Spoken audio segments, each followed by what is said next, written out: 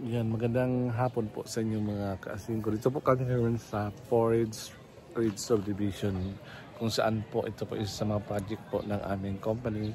Dito yan po sa Antipolo City. Ito po ito sa pinakamagandang na subdivision po dito sa Antipolo, yung Forage Ridge Subdivision po. Dito kami sa Elderberry Street kung saan yung ating kliyente dito po siya nagpapagawa ng bahay. Makapanood niyo po ito sa kuha ni Kuya Raul sa kanyang mga vlog. So nag-video lang po ito para mayroon kayong idea kung saan kami, kung saan yung mga project namin located at pwede kayong pagawa sa amin. Anytime po, message lang po si Kuya Raul. Ito lang po yung papakita ko. So ayun po yung place kung saan po si Kuya Raul nandyan po. Ito po yung pinapagawa namin. Yan, Karaol. So, yung subdivision na pinapagawa namin. Yan sa likod lang yan. Maraming mga ganitong puntahan. At pili kayo magnakalaka dito. Pero mahal po dito.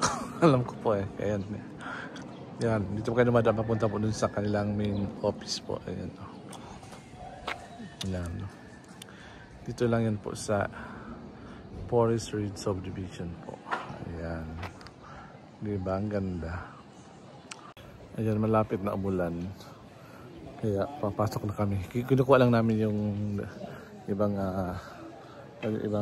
empleyado para ilipat natin sa ibang place po. Ibang lugar po na kung saan kami project po. Sampalok po yung ibang mga tauhan namin dito po. Ayan. Vlog muna tayo habang naghihintay po.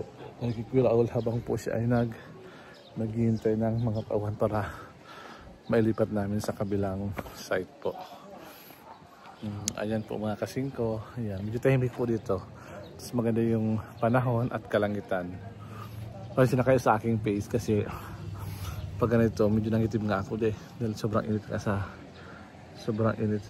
sa New Bessie. Nakakaitim talaga kaya kailangan lagi ka maglalagay ng sunblocks.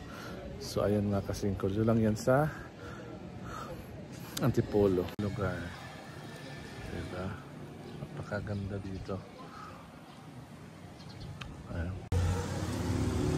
Ayan, may papakita ko sa inyo ditong bisita na kasama namin.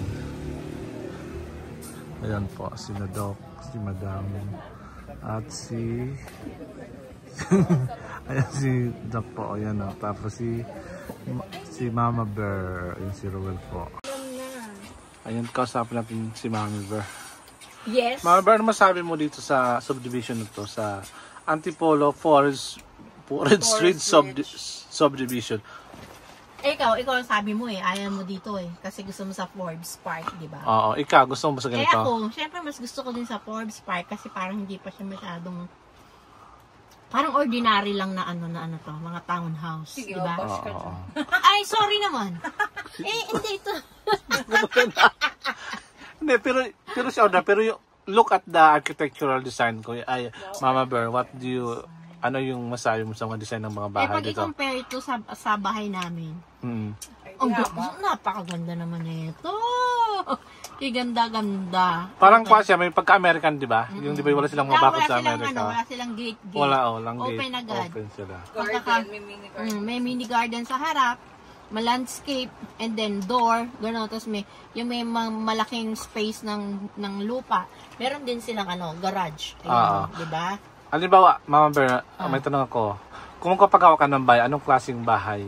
Ganito ba? Or meron kang ibang design o meron kang dream design na gusto ipagawa? Ako kung gusto kong magpagawa ng bahay, gusto ko yung nasa lugar na tahimik. Tapos gusto ko din yung ganyan. Halimbawa, ang sa level ng nasa baba pa lang, first floor. Maganda yung ganun mga siya tawag dyan. Ang tawag dyan yung mga concrete na. Concrete. And tapos, then pagdating sa second floor, maganda yung mga mga salamin, di ba? May glass. Ganun. Pag Gusto mo rin ng glass house? Glass na siya. Gusto mo palang ganon. Para maganda kasi kita mo yung labas. Pero gusto mong patay ng bahay, malayo sa city or medyo... Malayo sa city. Ay, gusto mo talaga tahimik talaga siya? Tahimik. Tapos madidinig ko lang yung yung huni ng mga ibon. Parang siya, retirement house. Parang yung... gano'n ba? Tawag doon, yung parang yung... Hindi ka masyadong sa pollution, sa mga maingay na mga chismosa, di ba? Dito na talaga yung chismosa. Dito tayo kay Weber. Ikaw naman? What's your plan? What's your plan? What's your dream house? Plano ko ay magkabahay ng may asawa. Siyempre, meron yung may bahay ako maganda, wala lang ako kasama sa buhay. Di ba? Pero anong dream house mo? Anong klase? Glass din? Kagaya ni mami mo? Gusto ko yung simple. yung tipo pag nasa second floor kasi ang ganda-ganda ng view, parang sobrang refreshing. Kasi syempre sa field of work, parang, diba? Gusto mo yung parang mountain range? Yes. Gusto mo yung mga tapos very yung hangin. Tapasok sa'yo, nag-flow na yung air. Kasi syempre sa field of work ko, sobrang pagod. Pag uwi ka, yun talaga yung parang napapahinga ka. Yun yung gusto ko. Lalo na pag mayroon kang pag mayroon ka ng partner sa buhay, Saan tayo hanap? Andito. Mahal ba? Mahal ba? Nakakabili. So, sana ngayong 2025, are you planning to find a husband? Actually, no. Or a partner? Parang kasing, ang sa ngayon, na-enjoying my single life kasama kayo na nagagawa ko yung gusto ko. Kasi noon, puro trabaho. Ngayon, bukod sa trabaho, may iray-iray na tayo diba? So, parang ngayon, yun yung na-enjoy ko. Pero iniisip-isip ko din, kung ganun lagi yung iisipin ko, binibilang-bilang ko, nauubos yung taon. Tapos yung mga friends mo, nag-aasawahan na, tapos ikaw still single. Ano ba? Mga asawa na, may anak. Malamang maging ninang ka na lang sa kasal nila. Grabe ka na. Huwag naman sa kasal nila ako magninang. Ninang na lang sa anak. Sa anak? Bakit ba naman kasal nila ako magnininang eh? Kasi nga, you're getting older na, Doc. I'm not old. Oo nga. Not old yet. Getting old. Pero open ka pa naman, di ba, sa relationship, di ba? Kung may dadating, kung wala, PM nyo na lang ako. Ayan. Ikaw naman, Mami Bear, what you're planning this year? Hindi, ano ba yung mga plano mo this 2025? Mayroon ka ba mga gagawin? May mga ang plano ko sa travel 2025. or Siyempre hindi aalis yung travel kasi siyempre matanda na nga daw ako eh. Kaya kailangan i-enjoy ko na lang yung life ko na natitira sa buhay ko. And then, ang pinakaano ko na lang, maayos yung bahay namin. Doon sa Bulacan? Namin, yes. Doon talaga, yun na talaga yung papagawa mo talaga, sa Bulacan na talaga. Yung talagang residence house din talaga, yun na talaga yun. Oo, kasi along the highway din yun, malapit lang, lalakad ka lang palabas. So, hindi ka na mahihirapan din pagsakay. That's very kind of you. Tama ba yung English ko? Bakit that's very kind? Ay, ano masabi ko lang? That's, ano ba? Ano ba dapat sabihin? That's good. Yeah, that's good. Yes. So, aside from planning to build a house in Bulacan, what else your plan this year? Grandchildren. Have grandchildren, kung pwede. Siyempre. Sino ba? Mami, baka maunahan pa sila kapatid mo. Una ko na nga. Sabi ko mag-asawa na. Kung ako matanda na talaga, hindi na ako makaalaga ng apo. Tanong ko lang, Mami Bear, kailangan na ba mangialam mo magulang kapag yung mga anak wala pang asawa at the age of 33, 34, 35? Kailangan na ba makialam na? Kailangan hanapan ko ng anak ko? Kailangan magkapo na ako? Hanapan ko na ba pang... Kailangan ba talaga? Pwede naman. Kung halimbawa yung makikita mong tao na halimbawa irereto mo, magugustuhan din naman niya. So, right mo naman yun para para Pero kung ayaw naman nila, syempre hindi natin sila pwede pipilitin. Dahil yan ay kanilang decision sa buhay. Diba ang sabi nga, the greatest decision in life is you're getting make it or a partner. Kasi pag kinasal ka na, for life mo na yan eh. Oo nga, diba tama. Ikaw, tanongin kaya kita, pag kinasal ka na, diba, for life yun? Yes, for life. Pero meron man naman minsan naghihiwalayan, diba? Because some factors, diba? Mayroon ganon eh. Diba yung... Bakit nagpa-part ways? Kasi nga, diba, hindi sila kakaintindihan. In differences of paniniwala sa buhay, magkaiba yung mga pananaw nila sa isa't isa, tapos yung, hindi sila magkasundo sa lahat ng bagay, especially sa being parents. Yun. Bakit sabi Tapos yung factors din yung wala silang love sa isa't isa. Paano wala yung pagmamahal nila? Kasi nga wala lang attention na ibibigay yung bawat isa sa kanila. Di ba sabi kinakasal, you being together for better or for worse, till death do us part. In riches and in poor, till death do us part. Bakit nagpapakasal ang mag-asawa kung wala pa lang love? Pagkatapos, kung dumating sa time na nawawala na ng love, doon naman dapat papasok yun diba? For better or for worse, till death do us part, for riches. Siguro, hindi sila sinadhana para sa isa. Meron palang ganun. Meron ganun. Kinasal kayo, after 10 years or 25 years, naghiwalay kayo. Diba? Meron ganun. It's happening in the world, diba? Lalo sa Amerika, diba? Always divorce. Kaya divorce. Kaya ang Pilipinas, diba? Nakakuha na siya na liberalize na siya, kuha na siya na adapt na natin yung pag-ugaling American, diba? Yung parang mayroon kang asawa ka, tapos parang yung emotion mo hindi masyado. Siguro yung kuha nila, yung parang bumitaw siya, parang yung pagmamahal, parang yung kay God, parang di nakalimutan nila siguro si God kasi nagkaroon ng ganyan na separation, di ba? Bakit ba bumibitaw yung taong nagmamahal? Kasi mahina mahina siya kumapit. Mahina, mahina yung di niya masyadong mahal. Di niya masyadong mahal yung tao. Kasi pag di mo masyadong mahal yung asawa mo, yung girlfriend mo, yung boyfriend mo, talagang malapit ka lang bumitaw sa lubid. Gusto mo bumitaw na lang, ganon? Bumitaw lang kung mayroon siyang, anong tawag doon yun? Mas gusto pa siya sa buhay niya. Yun, ganon. Tapos, pangalawa, siguro yung mga iba pang mga factors na nagkakaroon ng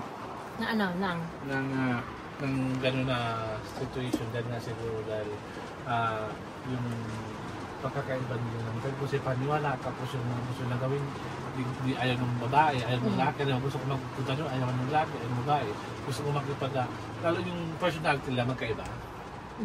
Di ba yung introvert, extrovert, yung isa gusto mag-party, yung lalaki ay mag-party, yung babae parang kakaiba-iba sila. Marami silang differences sa mga. Tapos yung pangatlo, yung extramarital marriage, di ba? Diba yung may asawa ka, tapos nakipag-kakapa, bimbangan mo sa iba. Bimbangan. Diba? Meron mo lang, di ba? May charat. Adultery, di ba? Sa lalaki, adultery, sa babae, teenage, di ba? Yun yung kaso ng gano'n. So, it's happening also normally kasi hindi lang marunong sa may tanong ako. Ganito. Bakit pag talaga, ang nangyayari kasi kaya nakikipagbembang sa iba, kasi yung dapat nakabembang niya, paano kung wala yung kabembang? Hindi na kayo? Paano yung wala kabembang? Hanap. Hindi na humanap halimbawa, ibig sabihin, hindi na humanap yung, halimbawa, wala yung asawa mo. Kaya gusto mong bumembang, wala yung kabembang, sabi mo humanap. Kaya nga, di ba, halimbawa, for example, may mag-asawa, wala yung asawa, sabi mo pwede humanap ng kabembang. Di allowed yun na humanap ng kabembang. Hindi allowed kung mahal yung isa't isa. Pagka hindi naman. Pag hindi, pwede? Single ka sa asawa mo. Pagka pala, halimbawa na wala ka ng pagmamahal. Halimbawa, wala na akong pagmamahal sa asawa ko. May pagmamahal. Kasi pagmamahal, makatagal ang tanggalin sa pag-asawa. Love always number one. Wala dyan yung trust. Sunod care. Ang labang nahuli dyan. Dapat may respect. Dapat may love. Respect. Love, respect, and care. Yun na yun. Pag nawala yun, magkaroon ng tinatawag na extramarital assets. Pag nawala na. Yun. Kasi nai-inlove ka na sa iba. Yun sa iba. Isang love, dali ng ganyan. Hindi ka naman sa pagmamahal mo sa mo. Kaya meron pa rin yung pinagsama kayo ng ilang taon. Diba? Before yung pakasalang ng tao, mahal mo talaga yung tao. Diba? Ang nawala dyan, una yung trust mo. Una yung trust mo, diba? Nawala yung loyalty mo sa asawa mo. Parang nagsusunod-sunod na nawawala. Tapos sabi na ka ng love. Pag nawala ng love, ganito na. Nawala na ang respect. Nawala.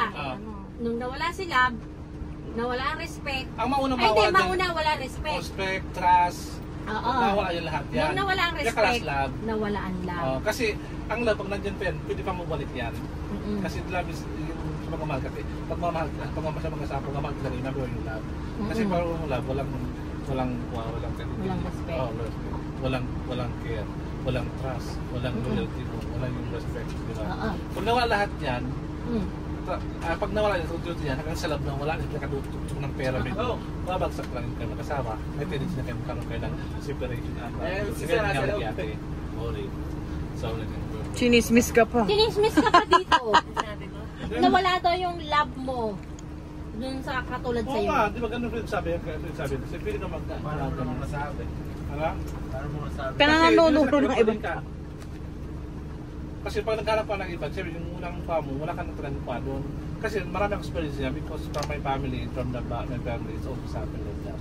Maybe all my siblings, lahat talaga mo. Lahat sila nagkaganon? Ibig sabihin hindi except my youngest brother. Di ibig sabihin pala nasa runs sa family nyo na hindi talaga pure magmahal. Ganun ba? Sabi ko, pag una nga, di ba? The love start when you pag minahal mo nga siya. Kaya nga nawawala lang. Nawala yung pagmamahal nga. Dahil may mga ganong may mga outside forces. Outside.